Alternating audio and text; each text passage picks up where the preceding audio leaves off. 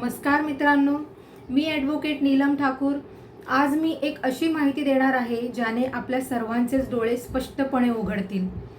गुजरातमध्ये Morris Christian नावाचा एक व्यक्ती आहे ज्याने स्वतः कायद्याचं शिक्षण घेतलेलं आहे आणि त्याने त्याच्या ऑफिसचं रूपांतर एका खोट्या कोर्टरूममध्ये केलेलं आहे आणि तिथे बसून तो आर्बिट्रेटर म्हणून आपल्या पक्षकारांना न्यायदानाचं काम करतो आणि त्यांच्याकडून एक मोठी रक्कम फी म्हणून वसूल करतो।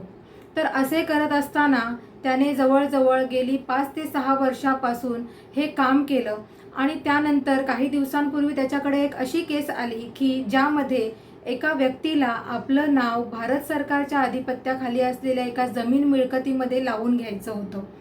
तर त्यामध्ये त्याने स्वतःला मी भारत सरकारने अपॉइंट केलेला आर्बिट्रेटर आहे असं दाखवलं आणि त्या पक्षकाराच्या फेवरमध्ये ऑर्डर दिली। त्यानंतर त्याने अहमदाबाद सिटी कोर्टामध्ये एका वकिलामार्फत आपल्या त्या पक्षकाराचं नाव सदर जमीन मिळकतीमध्ये नोंदवण्यात यावं म्हणून एक खोटा दावा देखील केला आणि तसा संशय तिथल्या रजिस्ट्रारला आल्यामुळे त्याने चौकशी केली असता त्याला हे दिसून आलं की सदरची जी ऑर्डर आहे ती आर्बिट्रेशन अँड कॉन्सिलेशन ॲक्ट 1996 खाली देण्यात आलेली नाही आहे। ही सदरची ऑर्डर आहे ती खोटी आहे आणि तेव्हा त्या रजिस्ट्रारने त्याच्या विरुद्ध पोलिसात तक्रार नोंदवली। तेव्हा त्याच्या विरुद्ध भारतीय न्याय संहितेच्या कलम 170, 419, 420, 465, 471, 467 अशा विविध कलमांअंतर्गत गुन्हे दाखल करण्यात आलेले आहेत आणि त्याला पोलीस कोठडीत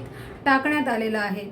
तर यावरून मी फक्त सर्वांना हेच सुचवू इच्छिते की सर्वांनी सेफ रहा, अलर्ट रहा आणि सावधानतेने कुठल्याही प्रकारची पावलं उचला।